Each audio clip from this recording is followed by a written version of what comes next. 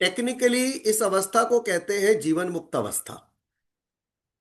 जीवन मुक्त अवस्था का मतलब होता है कि देखिए, जैसे जैसे आप लोग अपनी स्पिरिचुअल प्रैक्टिसेस कर रहे हैं, एक तरफ विकारों पर काम कर रहे हैं, दूसरी तरफ एक गॉड्स ग्रेस बढ़ता जा रहा है। एक स्टेज आएगा when you will have a God realization, अहम ब्रह्मस्मि का भाव स्थिर हो जाए।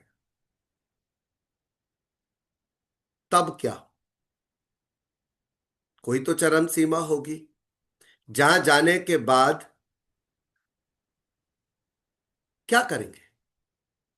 क्या जो गॉड रियलाइज्ड लोग होते हैं, जो ये अनुभव कर चुके होते हैं कि वो भी ब्रह्म है, या वो अपने अंदर उस पूरे स्वरूप को देख लेते हैं और उस रियलाइजेशन को देख लेते हैं जिसके बाद उनको किसी लोक पे जाने की जरूरत नहीं है, कहीं ट्रैवल करने की जरूरत नहीं है, क्या अवस्था होती है? और उसके बाद किस तरीके का व्यवहारिक, क्या उन्हें संसार छोड़ देना चाहिए? क्या उन्हें व्यवहारिकता छोड़ देनी चाहिए? वैवाहिक जीवन छोड़ देना चाहिए? किस विचारधारा में वो जीते हैं, इस अवस्था को कहते हैं जीवन मुक्त अवस्था। क्योंकि इसके अंदर जब एक इंसान लिबरेट हो जाता है, उसके बाद भी वो इस संसार में जीता है, क्योंकि वो शरीर में है। ये ट्रू रियलाइजेशन की स्टेट है। लेकिन होता क्या है? ये बहुत मनन का विषय है, बहुत इंपॉर्टेंट विषय है, बिकॉज ईगो ट्रांसेंड करने के बाद लेवल्स तो अभी भी काफी होते हैं। ऐसा नहीं है कि that is the last stage, ego transcending means God realization. No, there are stages. पर जब भी वो स्टेज आता है, उसके बाद आप और ज्यादा मुक्त और ज्यादा फ्री होने लगते हो। तो पहली चीज, हमारी बॉन्डेजेस का क्या होता है? जैसे जैसे आप इस अवस्था तक पहुंचना शुरू करते हो, आपको ये रट जाता है, I am in the world but not of the world. और जितने बंधन आपके जीवन में थे वो सब डिसॉल्व हो जाते हैं संसार से संबंधित।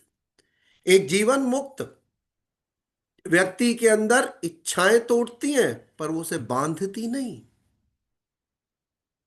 एक और बात, वो कपड़े बदल, ऐसा नहीं कि वो वस्त्र बदल लेता है। जो इंसान गॉड रियलाइज्ड है वो नॉर्मल इंसान की तरह जीवन जिएगा, बट क्या बदल जाता है वो बताने का प्रयास कर रहा हूं। कि इस अवस्था के अंदर भी इच्छाएं उठती हैं, लेकिन इच्छाएं कोई भी बाइंड नहीं करती वो, क्योंकि इनसे ऊपर उठ गया, उनके उससे बेटर हायर पोजीशन पर है। इसीलिए कोई भी डिजायर उसे बाइंड नहीं करती। पेन उठते हैं क्योंकि वो अभी भी शरीर के साथ बंधा है, लेकिन सफरिंग्स नहीं होती। एक्शंस करता है, पर वो कर्ता के भाव से नहीं करता, यानी he is not the doer. वो किस स्थिति में करता है?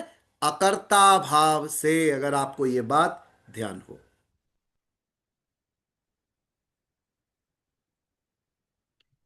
दूसरी बात, जब आप इस ब्यूटीफुल स्पिरिचुअल स्टेट में आते हो, फिर कांस्टेंट सेल्फ अवेयरनेस बनी रहती है दैट मैं शिवमय भी हूं, मैं शिव में भी हूं, मैं शिवमय भी हूं, मैं शिव में भी हूं, मैं शिवमय भी हूं, मैं शिव। यू आर, आप ये बात हर समय जानते हो कि मैं बॉडी और माइंड से परे शुद्ध बुद्ध चैतन्य आत्मा हूं। ये आप हर समय जानते हो। ये कोई एक दिन की बात नहीं होगी, एक मिनट के अनुभव की बात नहीं होगी। ये एक रेगुलर, हर समय का थॉट होगा। जब आप शब्द बोल रहे हो तब भी आप शांत हो।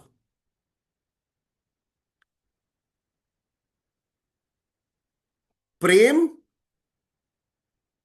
आपका एटीट्यूड होगा, पर अटैचमेंट नहीं। And remember, the love will not be need based. आपकी जरूरत नहीं है प्रेम पाना। प्रेम आप में से बह रहा है, इसीलिए प्रेम दूसरों तक जा रहा है। और क्योंकि आप ये मानते भी नहीं कि वो दूसरे हैं, क्योंकि आप सब में ईश्वर स्वरूप देखते हो, आप उनको भी अपने अंदर देखते हो, तो ये आप अपने लिए ही कर रहे हो। आप किसी के लिए हर सेवा नहीं कर रहे। ये बहुत अमेजिंग, सोचिए, एक स्टेट ऑफ एग्जिस्टेंस है जिसके अंदर आप ये जान जाते हो कि ये एक सहज स्थिति है। करुणा अपने आप आती है नेचुरली। और क्या वो प्रेम आपको बांध रहा है किसी से? नहीं। आप बॉन्डेजेस से जब तक तोड़ोगे नहीं, मोह को तोड़ोगे नहीं, आप वो राइज ही नहीं कर रहे।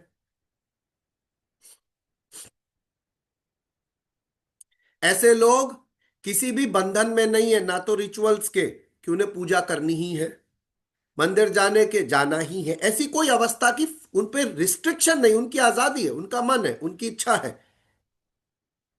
ना वो रिलेशन से भागेंगे, लेकिन वो रिलेशन से बंधे भी नहीं। लाइफ स्मूथली चलती है। वो बहुत स्पॉन्टेनियस होते हैं, बहुत इजी गोइंग होते हैं। और जो इंसान जितना ज्यादा इवॉल्व है वो उतना ही शो नहीं करेगा। जो जितना ज्यादा शो कर रहा है उतना ही, समझ लीजिए, अभी कुछ काम बाकी जरूर होगा। Even at the level of vibration and pulsation, आपका हर विचार, हर भावना, आप डिवाइन वाइब्रेशन की तरह है, एक स्पंदन। You are always aware that divinity is in and around you, high level of divinity.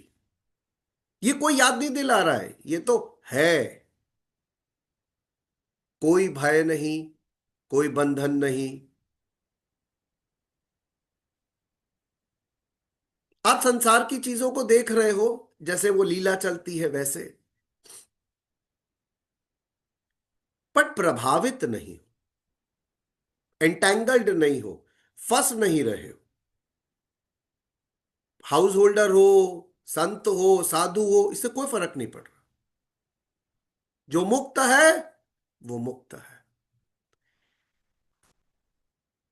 आपके शब्द, आपकी वाणी, सबके परे भी आपको हमेशा साइलेंस महसूस होता है। आप जानते हो कि इन स्पंदनों के मध्य भी कुछ पोटेंशियल एनर्जी है जो पकड़ लेती है और गहराई में ले जाती है, इतनी गहराई में जहां कंप्लीटनेस है।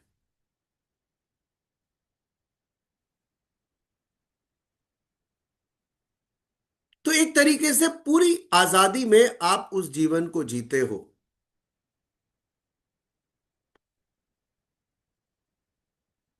तो जो बदलाव आते हैं एक स्पिरिचुअल इंसान की लाइफ में, वो आंतरिक होते हैं, बाहरी नहीं। ये वर्ल्ड आप एक्सपीरियंस जरूर कर रहे हो, एंटेंगल नहीं कर रहे हो उसमें, एब्जॉर्ब नहीं कर रहे हो। That is a very beautiful experience of being in the world but not of the world. Very beautiful experience.